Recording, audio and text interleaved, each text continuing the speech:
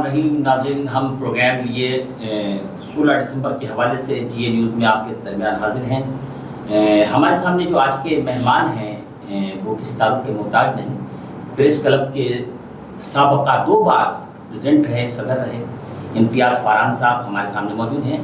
ہمارے دوسرے مہمان آج یہاں پر موجود ہیں ہمارے اسٹوڈیو میں، جن کا تعلق بہاری کمیونٹی سے ہے، بلکہ بہاری کمیونٹی پاکستان کے پریزیڈنٹ اشرف اقبال خان صاحب ہیں، وہ بھی یہاں تشریف لائے، ہم ان کو بھی خوش آمدید کہتے ہیں۔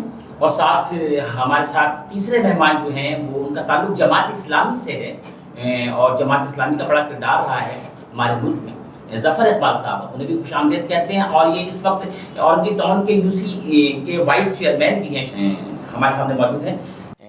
اس وقت جو مہمان ہیں ناظرین وہ ریٹائر میجر مسرت خالق صاحب موجود ہیں، کیونکہ پاکستان کی عسکری قیادت سے ان کا تعلق ہے اور ماشاءاللہ انہوں نے کئی جنگیں بھی لڑی ہیں۔ السلام علیکم۔ وعلیکم السلام۔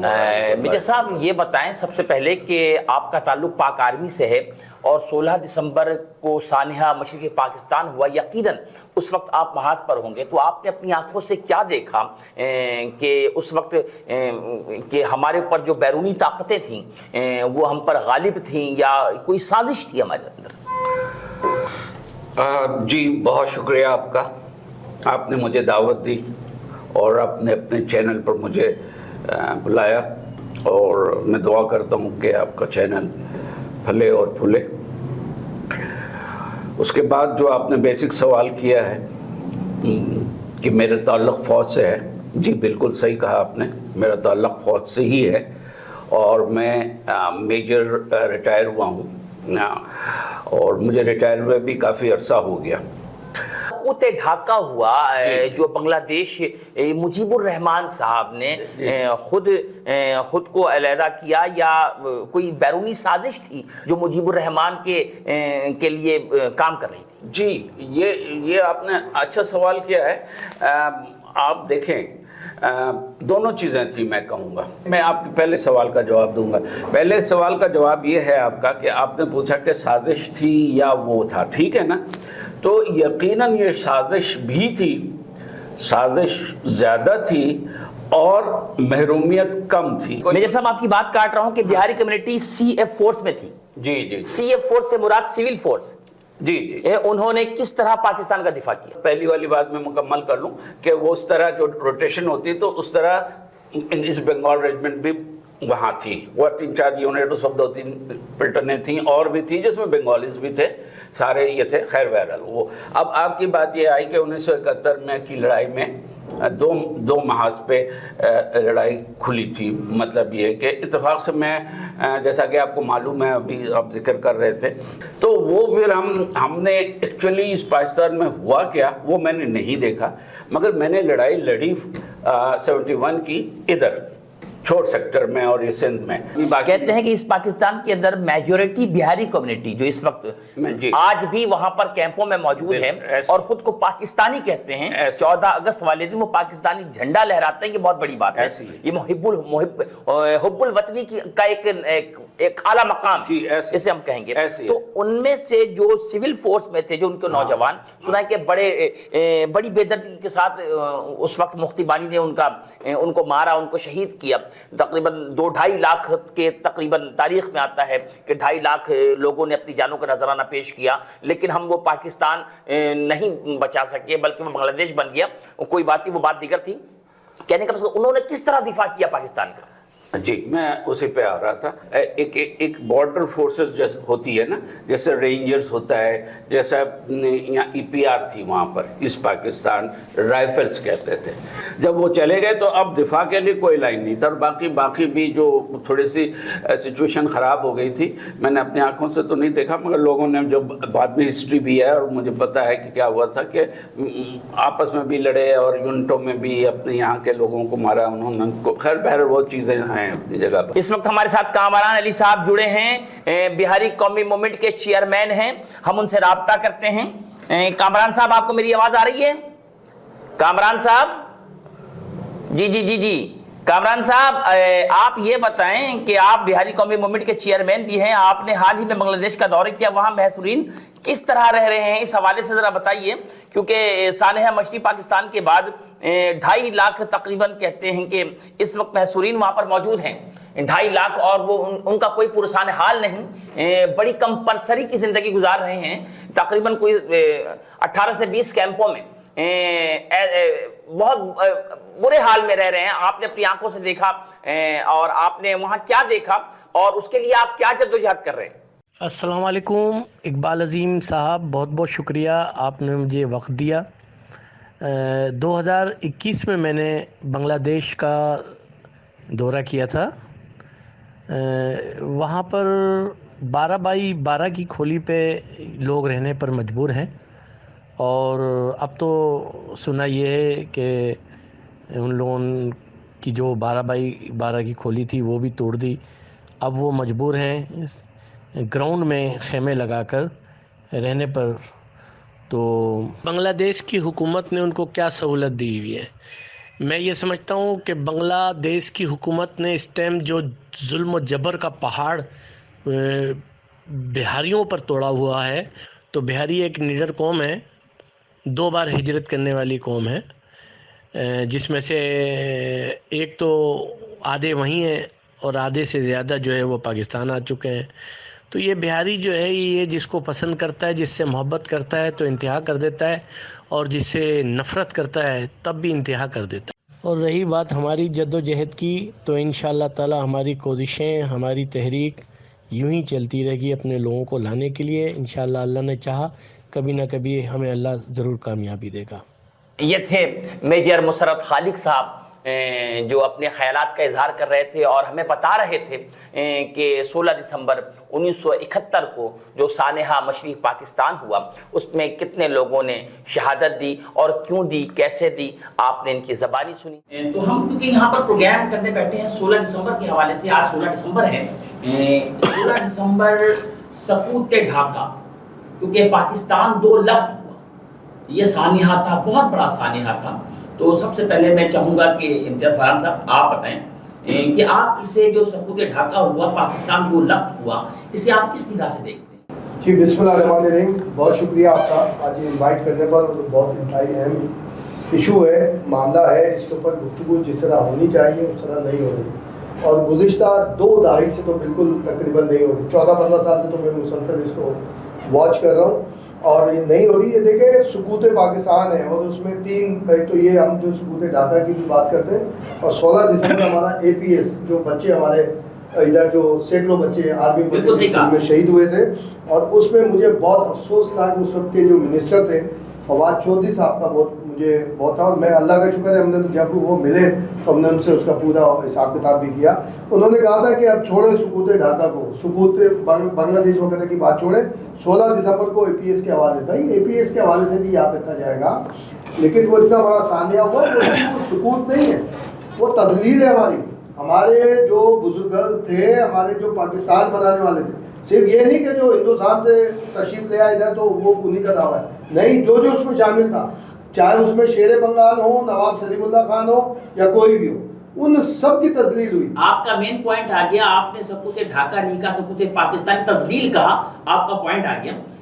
میں اشرف اقبال صاحب کی طرف جاتا ہوں۔ اشرف اقبال صاحب، آپ بہاری کمیونٹی سے آپ کا تعلق ہے، اور بہاری کمیونٹی پاکستان میں آپ نے ادارہ بنایا ہوا ہے اور اس پہ آپ کام بھی کر رہے ہیں، تو اس وقت جو محصورین پاکستان بنگلہ دیش میں موجود ہیں، اس کے لیے آپ لوگوں نے حکومت وقت سے اب تک کوئی اپنی بات نہ منوائی؟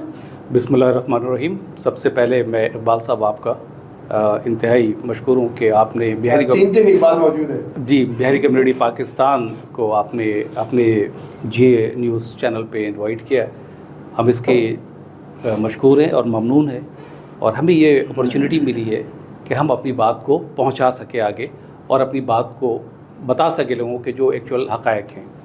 آپ نے لفظ مشرقی پاکستان میں محصورین پاکستانی جو اس وقت کیمپوں میں موجود ہیں، اس میں 3 میجر پوائنٹس اس پہ آتے ہیں، خاص طور پہ کہ وہ محصورین مشرقی پاکستان جو پاکستانی ہے، وہ انفنش ایجنڈا ہے دولت مشترکہ کا، ابھی تک وہ ان ریزالوڈ ہے، اس کو ریزالو ہونا باقی ہے، اور محصورین مشرقی پاکستان جو اس وقت بنگلہ دیش کے کیمپوں کے اندر موجود ہیں، آج بھی اپنے سینے پہ اور اپنے گھروں پہ پاکستان کا جھنڈا لگائے ہوئے بیٹھے ہیں، یہ حاکم وقت کی ضرورت تھی. ان کی پرابلم سے میں یہ کہہ لوں کہ وہ لوگ اس کو سیاست کی نظر کر کے صرف نظر کر گئے، جبکہ وہ لوگ پاکستانی ہیں، پاکستان کے لیے آج بھی وہ قائم اور دائم ہیں. اور بہاری کمیونٹی پاکستان کے طور پہ ہم نے تو یہ سنا ہے کہ ہر 14 اگست کو وہ لوگ کیمپوں میں پاکستانی جھنڈا لہراتے ہیں. جی بالکل، آپ نے بالکل درست کہا. اور میں نے عرض کیا کہ یہاں پر اگر آپ کو اندازہ ہو کہ ان کے جو یوٹیوبس ہیں، چینلز ہیں، اخبارات ہیں، مختلف بکس ہیں، اس کے اوپر سینکڑوں کتابیں اور آرٹیکلس لکھی گئی ہیں اور لکھی جا رہی ہیں اور لکھی جاتی رہیں گی. چونکہ ایسے بہاری کمیونٹی ہم اس بہاری برادری سے تعلق رکھتے ہیں، تو جب تک بہاری پاکستانی موجود ہیں ہم ان کو کبھی نہیں بھولیں گے کہ جو between the 3 countries India, Pakistan اور بنگلہ دیش کے درمیان ایک معاہدہ موجود ہے کہ جو 1967 کے بعد سے جو سیکنڈ ہوا، اس کے بعد وہ انہوں نے 1974 کو کیا کہ سیکنڈ ٹرم کے جو لوگ ہیں جو رہ گئے ان کو بھی پاکستان لایا جائے. اس میں محترم نواز شریف صاحب نے بڑا کردار ادا کیا.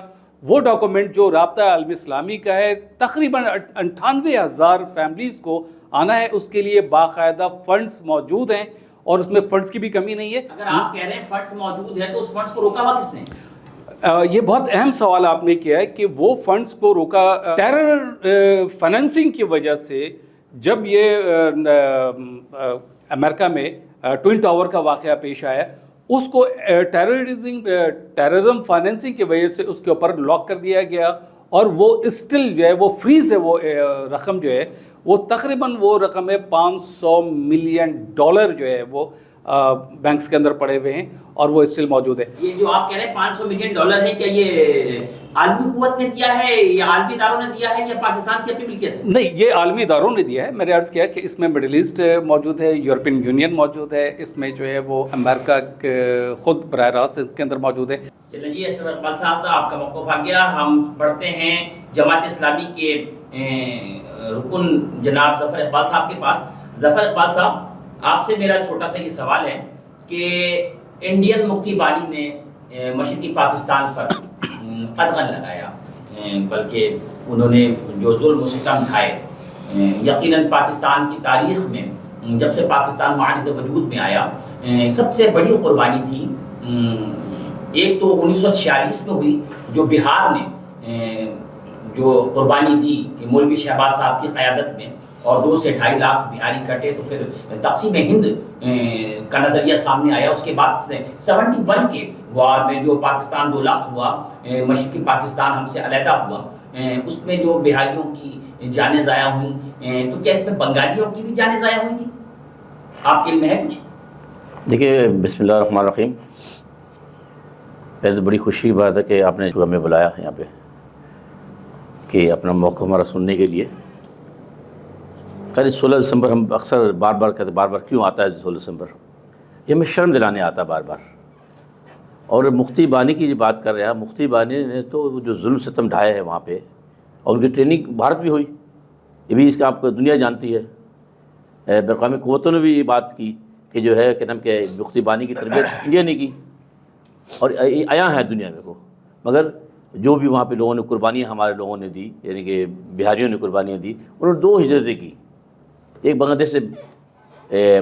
دیش سے سوری انڈیا سے، جی ہاں پاکستان، جی ہاں ہندوستان سے پاکستان آئے، مشرقی پاکستان ہے، مشرقی پاکستان سے مغربی پاکستان آئے. تو انہیں کہ 2 دفعہ قربانیاں دی، اور اس قربانیوں کو صلہ جو ہے ہمیں نہیں دیا گیا ان لوگوں کو، بہاریوں کو. وہ دینا چاہیے. آج بھی جو صورتحال آپ کے سامنے ہے کہ NIC کے حوالے سے، NIC کی رکاوٹیں ہیں ہمارے لوگوں کے لیے. بہت سے لوگوں کی جاب نہیں ہے، ہوتی ہو رہی ہے، اسکولوں کالجوں میں ایڈمیشن نہیں ہو رہا ہے. تو یہ بڑا ایک المیہ ہے، افسوس ہوتا ہے اس بات پر. جماعت اسلامی نے بڑا کردار ادا کیا جب اس پاکستان سے، مشرقی پاکستان سے جب بہاریوں کو مائیگریٹ کروایا گیا، ریپٹیشن ہوا، تو جماعت اسلامی نے بہت ساری امدادیں کی. اور آج ماشاءاللہ آپ جماعت اسلامی نے اکثر کراچی کے لیے بڑا کام کیا ہے. تو جماعت اسلامی کیا سوچ ہے اس حوالے سے؟ ان کا کوئی ویژن ہے بہاریوں کی؟ الحمدللہ ثم اللہ الحمدللہ کہ جماعت اسلامی نے ہمیشہ ہر کی خدمت کی بلا تعصب. خیر جب مشرقی پاکستان جو لوگ آئے کہ مشرقی پاکستان جو ہمارے بہاری پاکستانی بھائی آئے, ان کی جماعت اسلامی نے بہت مدد کی, اور اس بات کی گواہ ہے, اور ان کی عوام بھی اور مختلف لوگ جانتے ہیں. الحمدللہ جماعت اسلامی ہمیشہ کوشش کی کہ ہمارے لوگوں کو ریلیف ملے. شہادی کارڈ کے حوالے سے دیکھ لیں آپ, سب سے زیادہ جماعت اسلامی نے کام کیا. نہیں تو مجھے ابھی اچھی طرح یاد ہے کہ یہ 5 نمبر چورنگی میں جو نادرا کا آفس ہے, وہاں پہ رات بھر لائن لگی رہتی تھی, مگر جماعت اسلامی کی کوشش جہد سے وہ یعنی کہ لائنیں ختم ہوئی. اب جو ہے پھر بھی کوئی بہتری آئی ہے. انشاءاللہ ہمارا پریشر برقرار ہے, اور انشاءاللہ ہم سمجھتے ہیں کہ شہادی کارڈ بھی بہتری آئے گی انشاءاللہ. اقبال صاحب, میں اس کو تھوڑا سا اپڈیٹ کر دیں کہ میں ظفر صاحب کا انتہائی مشکور ہوں کہ انہوں نے چیزوں کو اپڈیٹ کیا. میں صرف آپ کو یہ بتانا چاہ رہا ہوں کہ شناختی کارڈ کا معاملہ بہاری برادری کے لیے صرف کراچی کا مسئلہ ہے, پورے پاکستان میں کوئی مسئلہ نہیں ہے. آپ پنجاب چلے جائیں, آپ کے پی کے چلے جائیں, آپ بلوچستان چلے جائیں, آپ ایون کہ اندرون سندھ یعنی جو ہمارے سندھی بھائی رہتے ہیں وہاں پر جو بہاری کمیونٹی آباد ہے ان کو شناختی کارڈ کا کوئی پرابلم نہیں ہے. اب صرف یہ کراچی میں مسئلہ ہے, اور کراچی میں کیوں ہے اس کی وجوہات. ایگزیکٹلی میں وہی اسی طرف آنا چاہ رہا تھا کہ کراچی میں جو شناختی کارڈ کا معاملہ درپیش آ رہا ہے تو اس میں دراصل سمجھنے کی ضرورت ہے. اس میں یہ ہے کہ جو لوگ گورنمنٹ آف پاکستان کی اپروولس ہے, جس کو ہم کلیئرنس سرٹیفکیٹ کہتے ہیں, جس کو گورنمنٹ آف پاکستان نے اپروو کیا کہ جی yes they are all Pakistani to migrate from east to west Pakistan, تو ان کی تعداد جو ہے تقریباً 1,38,000 وہ ان کو باقاعدہ آفیشلی ڈاکومنٹس کے ساتھ ہوا ہے. لیکن بہت بڑی تعداد جو بنگلہ دیش کے محصورین جو ہیں وہ آج بھی کیمپوں کے اندر موجود ہیں. تو کچھ ڈسپیوٹڈ خاندان جو ہے وہ بنگلہ دیش میں اور اب پاکستان میں آ گئے, تو ان کے پاس وہ ڈاکومنٹس جو ہے خاص طور پہ جو گورنمنٹ چاہتی ہے کہ وہ ڈاکومنٹس 1978 کے جو ہے آپ اس کی پروف لے کر آئیں, چیزیں لے کر آئیں, تو یقیناً ان کے پاس نہیں ہے. لیکن یہ صرف کراچی میں اس لیے میں عرض کر رہا ہوں کہ 40 سال سے کراچی میں حکمرانی کرنے والے ہمارے دوست اور احباب جن کے مینیفیسٹو میں جن کے منشور کے اندر موجود ہے. آپ کسی جماعت کی بات کر رہے ہیں؟ جی میں نے کہا کہ کراچی میں 40 سال سے وہ لوگ جہاں پر آپ کا مقصد کیا ہے؟ مہاجر کا لفظ میں استعمال کروں گا. اب چونکہ ظفر صاحب نے یہ بات کی کہ ہم لوگ دورے مہاجر ہیں, بہاری ہیں, ہم لفظ مہاجر کا استعمال اس لیے نہیں کرتے کہ قربانیاں پاکستان کے لیے دیں, تو پاکستان ہمارا وطن ہے, مہاجر ہم نہیں ہیں, مہاجر ہم نہیں ہیں, ہم نے پاکستان میں ہجرت کی ہے. لفظ جو مہاجر ہے, میں اس کانسیپٹ کو آگے بڑھاتا ہوں, میں آپ سے مخاطب ہوں امتیاز فاران صاحب, کہ لفظ مہاجر ہے اسے تو ہجرت کرنے والے کو کہتے ہیں. تو میرے علم میں جہاں تک ہے, ناقص العلم میں شاید غلطی ہو, واللہ تعالیٰ علم, کہ حدیث شریف ہے کہ 15 دن سے زیادہ کوئی کہیں جا کر قیام کرتا ہے وہاں, تو وہاں کا مقیم کہلاتا ہے, مہاجر نہیں, کیونکہ ہم یہاں پر ایک عرصے سے 16 سال سے رہ رہے ہیں. یقیناً ہم نے ہجرت کی, کچھ لوگ ہندوستان سے ہجرت کر کے آئے, پھر لوگ مشرقی پاکستان سے ہجرت کر کے آئے, یہ پاکستان ہمارے وجود میں آئے, تو ہم اب تک اپنے آپ کو مہاجر کیوں کہتے ہیں, پاکستانی کیوں نہیں کہتے؟ دیکھیں یہ ان سے پوچھیں جو یہ کہتے ہیں. میں الحمدللہ ایک راجستھانی پٹھان سندھی ہوں اور فخر کرتا ہوں اس کے اوپر, اور پاکستانی ہوں, اس میں کوئی حرج نہیں ہے. لیکن میرے باپ کا نام سندھ ہے, میرے دادا کا نام پاکستان ہے. اگر میرے باپ کا نام نہیں آئے گا میرے ساتھ تو دادا کا کیسے نام آئے گا؟ اور یہ بہت بڑا مسئلہ ہے. اور میں چاہیں جی ایم سید کا فالوور ہوں, یہ بھی میں آپ کو یہاں بتاؤں, اور میں بہت ان کے ساتھ بہت نشست سے کیے ہیں. اور اس ایشو کے اوپر میں نے جو اس وقت بہاری کمیونٹی کے بڑے بڑے لیڈر تھے جو اب دنیا میں موجود نہیں ہیں, ان سب کو ایک ایک بات بتاتا تھا میں جا کہ یہ دیکھیں یہ گفتگو ہے, یہ معاملات ہیں, یہ معاملے کو لے کے چلیں. بنیادی بہاری کمیونٹی کا ہو یا دوسری کمیونٹی کا معاملہ, مسئلہ یہی ہے. دیکھیں بائی کاسٹ, اب یہ جیسے نام کے ساتھ خان لگا ہے یا دوسرے, اس میں میرے بہت سارے دوست ہیں, یعنی حشمت کمال, منان شمسی, اسیب ہاشمی, آفاق شاہد, اور یہ ہمارے جو وہ تھے ٹھاکر صاحب, یہ سب ان کے ساتھ بڑا ایک وہ سب علیحدہ علیحدہ ان کی کاسٹ ہے, سارے کے سارے ان کے اپنے شجاع نسب موجود تھے. معاملہ یہی بنیادی طور پر آ رہا ہے کہ ہم, اب آپ کا نام اقبال ہے, اب میں کہہ رہا ہوں شمس الدین ہے, اب آپ خود کو شمس الدین کہنے لگیں گے تو آپ کا قصور ہے, میرا قصور ہے. آپ اس کو بتائیں گے, آپ اس میں بات ہی نہیں کر رہے, پازیٹیوٹی کے ساتھ گفتگو نہیں کر رہے, ساری چیزیں آپ لے کے نہیں جا رہے. ٹھیک ہے نا, ایک کمیونٹی ہے اس میں بالکل. یہ میں تو اس کو بڑا اچھے طریقے سے اور بڑا اس سے دیکھتا ہوں تعریفی نظروں سے کہ اگر کوئی بہاری کمیونٹی سے ہے وہ اپنے آپ کو کلیم کرتا ہے تو اس میں کوئی حرج نہیں ہے. مگر آپ ویسے یہ ایک دیکھیں, ایک اور ہمارے پاکستان میں بحث چلتی ہے, ہم پاکستانی بولیں, یار میں سندھی پاکستانی کیوں نہیں بولوں, میں بلوچی پاکستانی خود کو کیوں نہیں بولوں, پٹھان پاکستانی, پنجاب پاکستانی, کشمیری پاکستانی کیوں نہیں بولوں. اب آپ ایسے تھوڑی کریں گے کہ وہ تو فلاں دادے, کبھی ہوتا ہے کہ وہ اس پہ ڈیٹیل بحث ہو جائے گی.